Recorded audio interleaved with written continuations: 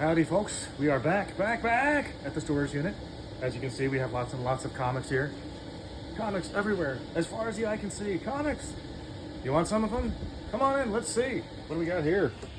X to Z. We're right here at the end of the alphabet on this one. So what did it used to be, W? I think I had W on there, but I must have moved some things around, which does happen from time to time. So I should say in future videos, you might be seeing stuff that I've already looked through, but I might have rearranged some boxes. So my memory isn't as good as it used to be, so we'll have to just plug on. So, first up, X. A pretty cool series that came out from Dark Horse in the late 80s, I think. Oh, let's check. 1994. Okay, so much for that. Late 80s, early 90s. Let's cover our bases here. Now, this was written by Alan Grant, who did some... Maybe it's Stephen Grant. Hold on. Oh, it's Stephen Grant. Sorry. There is an Alan Grant, but this is Stephen Grant. And I'm not sure exactly how to pronounce that. Mankey. But he also... I'd say monkey, but... Yeah, he also did some artwork for Batman. So, but this was a pretty cool series. It was just kind of like a crazy vigilante guy running around shooting people up. So, cool stuff. And there are a few more issues of X. This one is X1 Shot to the Head, which has a great Frank Miller cover. And this is Zero, which was a really cool series that only lasted a couple of issues, but it was by Christopher Priest. He used to be Jim Owsley, but he changed his name. And he used to be at Marvel for quite a while, and then he was at DC, and he did some really good writing, including turning Black Panther into the modern day Black Panther that we saw in the MCU. A lot of that was based on his work. So, right? So this is X Factor #1, and it's got some creases and some rips and stuff, but not really a great condition, but it is a #1, which is kind of rare for me. So, but X Factor #1. There's X Factor number 15, which may or may not be a valuable issue. I'm not entirely sure. Some of these X Factor issues are, but it kind of fluctuates. X Factor 20. This is X Factor 21. As you can see, these bags have been together for a while because they're getting kind of sticky. But 26, Fall of the Mutants. This is great. It has Walt Simonson covers. That's what makes them interesting to me. So this is, again, this is Bogdanov now. Archangel versus Iceman, X-Men 49. And now we're moving right along. This is X Factor 69, which, geez, this is really Ripley and folded and stuff. But it would probably be part of an auction, but a throw-in. So now, the all-new, all-different X Factor. This is Peter David's first issue on X Factor, and I think he did about 20 or so issues, maybe 30 or so issues on this title, and then later he came on and did at least a 50-issue run, and you know, those issues were excellent. Anything by Peter David really is excellent. R.I.P. Peter David, but he was... When did he die? Actually, about maybe 2-3 months ago. Oh, wow. Yeah, it's really a shame. Great writer, and he did some great work on X Factor, so I think this is still X Factor number 79 by Peter David, 83, 87... So that's X Factor 88. I don't know if Peter David was... Well, I don't know how long he wrote the first time. Let's see.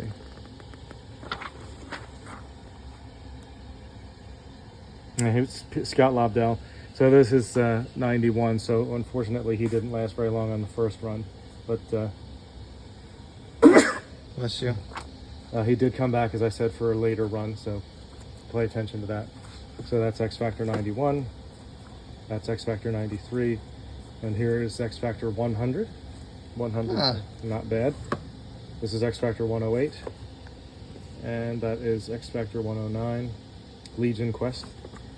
And here are the annuals: X Factor 1, X Factor Annual 6. What's the difference between the normal issues and an annual? An annual is like at the end of the year they'll release an issue, and they just call it an annual. It's basically, this is a special.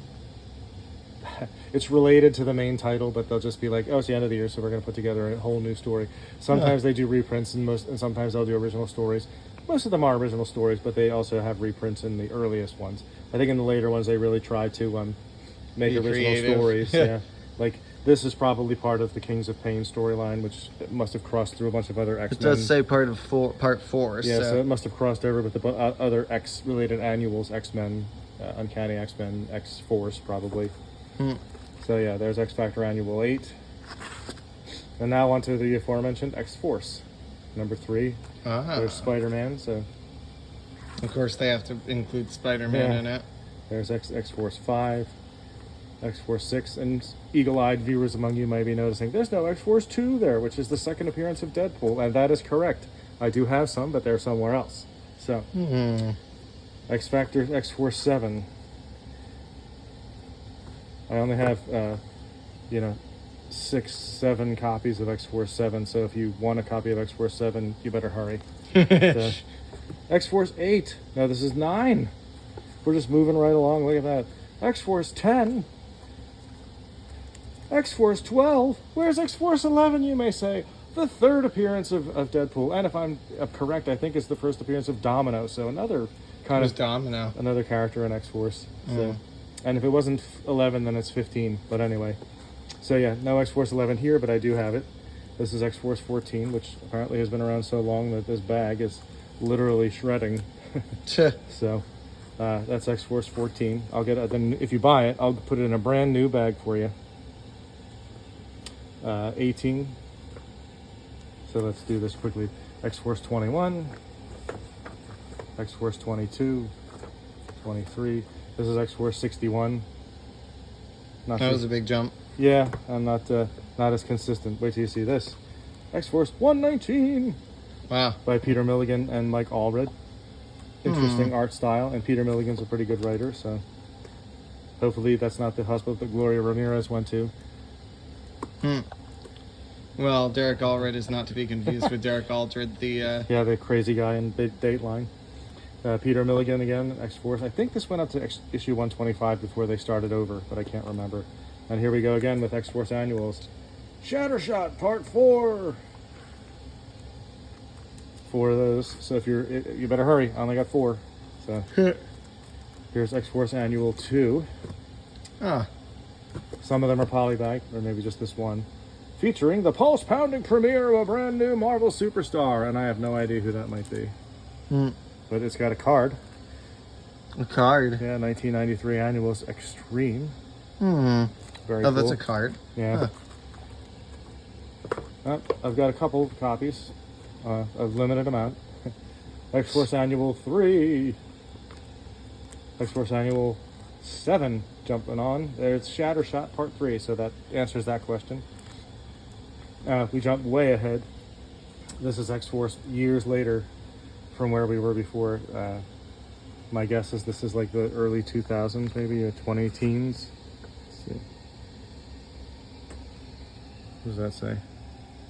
Looks like 2008. Yep, so 2008. So yeah, we jumped way ahead of the X-Force because these are from the 90s. X-Force, X-Force, X-Force, X-Force. There we go. And now, X-Men. Xavier defeated. And turned to gold, evidently. I don't even know what number this is. I can't tell. Let's see. That's number 10, I believe. So yeah, X-Men number 10. And here we go to the adjectiveless X-Men title. I think it's X-Men. Is that what I say? Man. Oh, I meant X-Men. I guess I was still hung up on the previous title. So unfortunately, I do have a bunch of X-Men number 1s. They're just not here. That will be in the speculator boxes, which I will get to later. So if you want X-Men number 1, I do have and I have multiple versions of the covers too. So if you're looking for a set of X-Men 1 covers, I probably have. Is that why you put them in the speculator box? Yeah, I probably have a whole set of the different covers. So there's X-Men number 7, X-Men number 8. That's 20, 24. That's 34. Really jumping around. Well, X-Men 91 off the hook on that one. No, Look at really that. That's crazy, around. man. That's crazy. Cool cover. And with the annuals, Annual 2. And this is Marvel Collector's Item Edition, brought to you by Pizza Hut. Really? Oh, how about that? Making it great. So let's see, I have number 1 of that.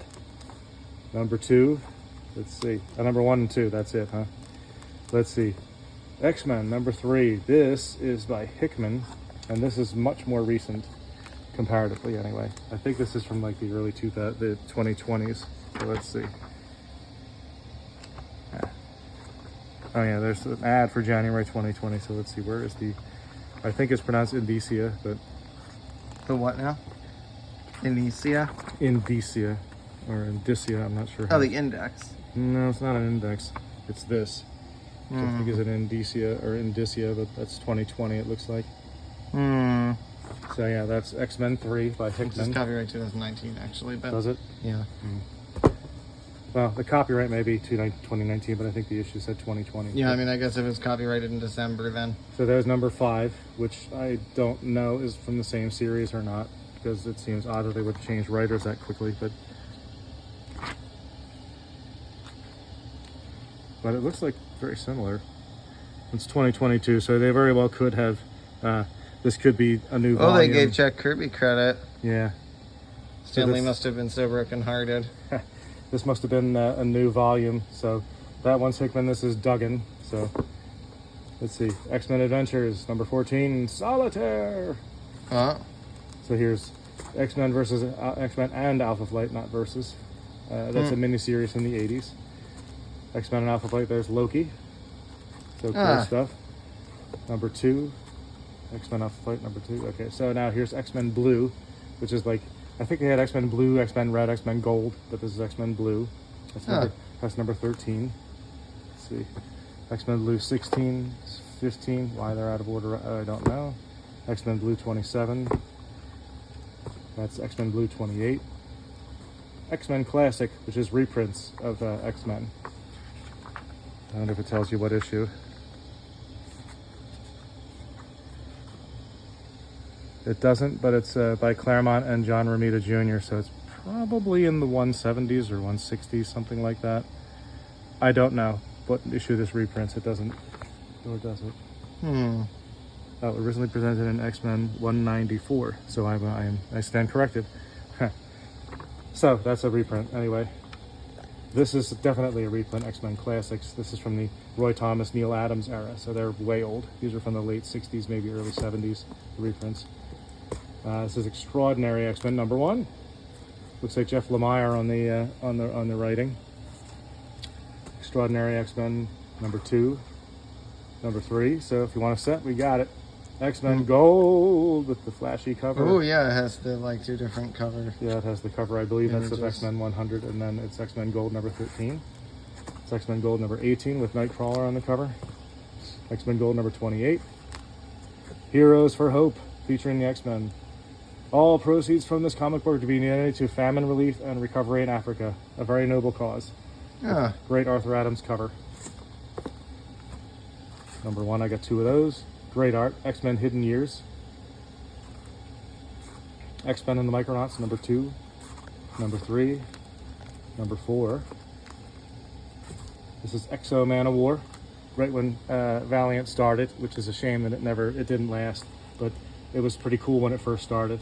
But that looks like a pretty cool cover. Unity event going on.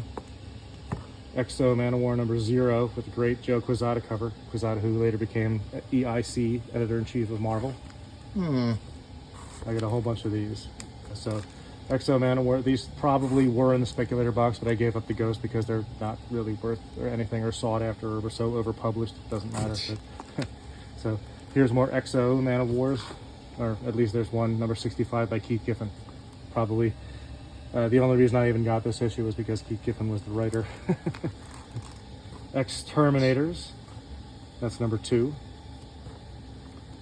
Yang, all new Yang, Charlton Comics, 25 cents, so this is probably from the early to mid 70s. Oh, we've left the X's. Yep, we're into the Y's. Yang, more and more of those. There's number 11, Modern Comics, number 10. We got a bunch of those. Youngblood by Rob Liefeld, number 0. Got a bunch of these.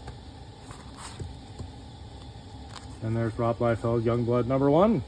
First exciting issue. First explosive issue, which I believe is a flip book. So you get 2 covers out of it. Some of that. Youngblood, number 2. A Prophet Cometh. Another flip book. Enter Shadowhawk. Number 2. Let's see. There's Youngblood number 2. Yet another cover. Number 3. Enter Supreme, otherwise known as Superman. Youngblood number 3. Youngblood number 4. Youngblood number 2. A relaunch written by Alan Moore. Great stuff. Youngblood number 4, which I don't think is written by Alan Moore, so put that back there. Anyway, so Youngbloods, here's some other titles in here. Young Heroes in Love, which was kind of fun. Young Justice, which was released in the early 2020s, I think. But I got a bunch of those, 2, 3, 4, 5, 7, 8. And then back here is Zoo Hunters, which I'm not sure who the creators are on that, but looks pretty cool. So that's it, all the way from X to Z to the end of the alphabet, and it's all about ecstasy, or X to Z. Oh, get it? Anyway, so I'll stop with the jokes and tell you that if you want to buy any of these comic books, please let me know. Leave me a comment below or go to eBay and leave me a message. Thank you, and have a wonderful day.